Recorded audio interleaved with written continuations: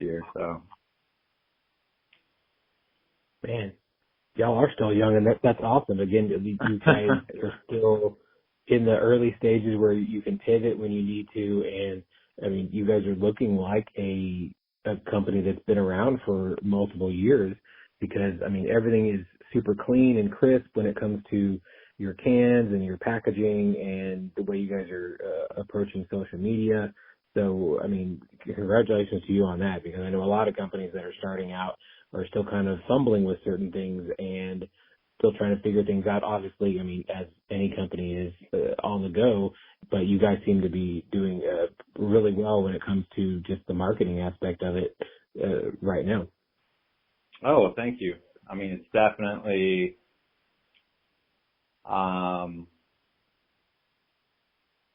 yeah, I never, like, in a moment, I never have any idea if that's going to go well, how it's going to be received. But, yeah, we just put our best foot forward, understand, like, we're going to make mistakes, try to be patient, try to, like, give ourselves, some grace and some kindness to make those mistakes, because, as much as it's, I think anyone in life, like, when you have a good understanding of something, you obviously want to, like, execute it to the best of your abilities. And at the same time, like, there's just so many variabilities or variables, I should say, that we, can't really necessarily anticipate, with just like two dudes making this small little company and trying to, wear several hats. But, it's been, the stuff we've done well, like with our packaging and stuff, like, I like it. And then you just kind of go with your gut and go, okay, if this looks good, and trust what we're doing. And then, there's always like little things that we want to tweak. So then it's just like keeping in mind, like, yeah, if we do our job, if we're, listening to other people's thoughts and opinions, we'll be able to tweak these things as we go along and, hopefully continue to improve it. Right.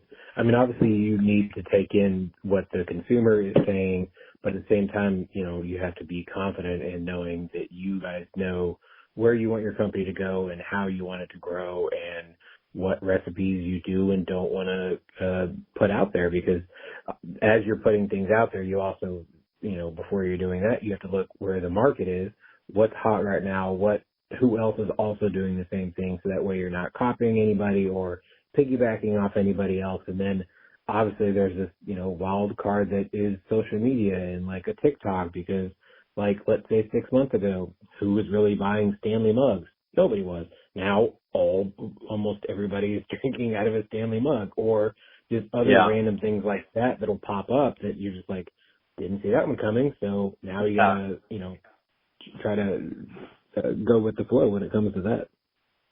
Yeah, I mean, you definitely,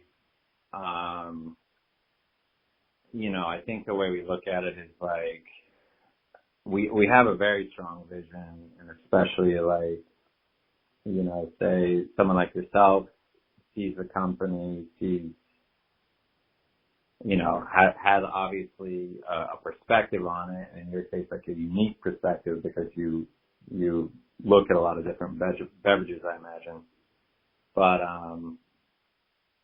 I think, always trying to ground ourselves in like, what do we want to do? And,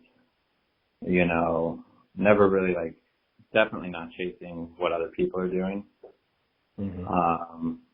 I always see things that I like that other, I wouldn't call them competitors, because we're so tiny. I think the only competitor we have is really ourselves and our limited amount of time and energy. But, I feel fortunate that like Christian and I, we did work together for 3 years behind the bar. So we have strong sense of what we like to do, and particularly like, you know, what our strengths are in cocktail making, and then trying to figure out, you know, that sort of branding side of, you know, what kind of company do we want to be, you know, you can never control how you're perceived, but how can we put our best foot forward to give people something that we like, and, you know, what we think they'll like. But at the same time, you know, you always, I'm constantly like shocked by, you know, who likes something, who doesn't like something. In so many ways, it's completely out of your control, and you can, you know, you can like look in, I wouldn't say like try to like dictate based on feedback, but it can open your mind to potential people that like your product that you really weren't, you know, you had no idea that this particular type of consumer demographic or, you know, case use for it. Like when we went into it, I certainly was not anticipating, you know, what has happened from the pandemic in New York in terms of like, you know, there's a lot of establishments that just don't have really good, I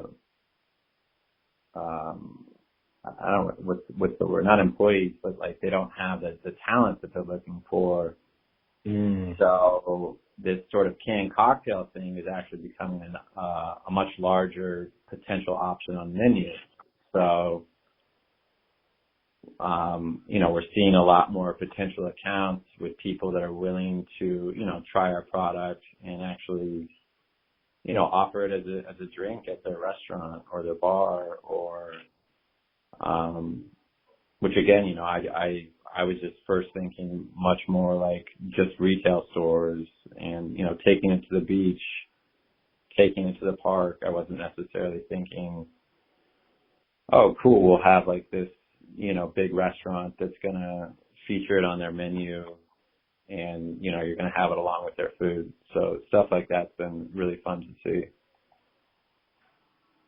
That is interesting. I didn't think about that, the fact that, you know, there are certain, you know, not only in New York, but I imagine in other states and other cities as well, that they're just, the art of being a bartender and a, you know, a mixologist, which sometimes are one and the same, is not a dwindling thing, but it's not as profound as it was, you know, pre-pandemic, because a lot of those people had to go and find other employment because of the fact that restaurants either couldn't afford them, or they, you know, they just had to shut down in general. So they had to go find other jobs. So the fact that y'all are making something that, you know, is kind of filling the spot of what a talented bartender can put together is, you know, speaks largely for how great y'all's cocktails really are.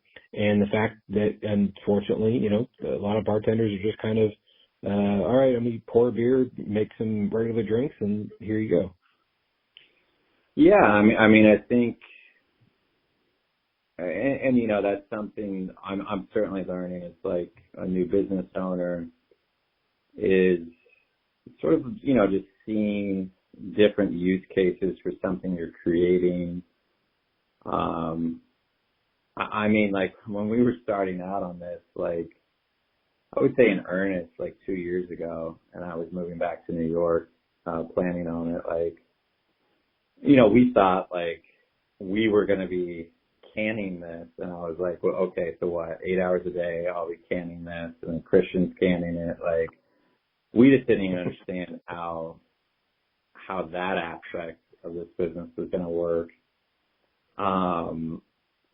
And then when it came to, you know, going to market with it, it was just one of those use cases where, you know, people, I think, I mean, take concerts, for instance. Concerts are one that I think across this entire industry, you're going to see a lot more case uses for canned cocktails. Mm-hmm. Largely because, most concert venues, you have either like temporary staffing or staffing from a giant agency that's just filling in. So, you have a number of people that are, might not necessarily have like full bartending skills. And then even if you do have full bartending skills and you're getting swamped with, hundreds of people at a time, it's just not realistic to make really great craft drinks for that many people that kind of have that, that urgent need of, hey, I want to get a couple drinks and get back to my seat to watch this show. And it's a hell of a lot easier just to, give a little shake of a can, crack it open, pour it over ice. And assuming that, we've done our job, other people in the space have done their job properly, you can still have a great quality drink, and you're cutting out that time behind the bar, that in the industry we say we're in the weeds. It's a lot easier just to crack cans, obviously, than it is to prepare drink after drink after drink after drink. So we're definitely seeing more use case for that. Like, I would never pretend, and I'm a huge fan of, cocktail making, cocktail bars. Like, if you want a great cocktail, go to a cocktail bar in your city that, the ones that do it really well, have that whole experience, let the guys work, do their time, take their time with them. But, there's a lot of venues, that are, much more just churn and burn. And I'm seeing more and more like how it can make sense for those venues to, they're limited in staff, people call out, it's a tough shift behind the bar. Like you can have a couple of these types of products on, with your bar program in addition to everything else you do, and make life a lot easier for, the people working. And I think customers happy that aren't, oh, I ordered my drink 20 minutes ago, it's still not here, that kind of thing. Mm-hmm. Yeah. But no, definitely not thinking of that when we started out. Well, so, obviously the process from having the idea to, starting the company to actually getting the physical object in your hand is quite a journey on its own. When it comes to deciding, what the name is, what the logo is going to look like, then what the can art looks like, and then what the packaging artwork looks like, how did you all kind of navigate through all that? Was it just both of y'all kind of talk about it? Did you bring in other people to kind of help you with the decisions? Kind of walk us through that. Yeah, sure. We were really, really fortunate in this respect. So my sister, about 20 years ago, when she was living in San Francisco, she dated this German guy named Hugos, who was studying there at the time, and I think he was in like the graphic design program or something. And anywho, like he and I became friends over the years, and he's now, very talented creative director and owner of his own studio out of Düsseldorf, Germany. It's called BRZ Studios. A big shout out to Lukas and the whole team there. So I think back in 2021, when we made the decision, like, okay, we're gonna do this, give it 100%. I contacted him, and very fortunately, he agreed to take us on, because at the time we had no money, had no idea how we were going to pay him for his services. but we started the whole process of, hey, this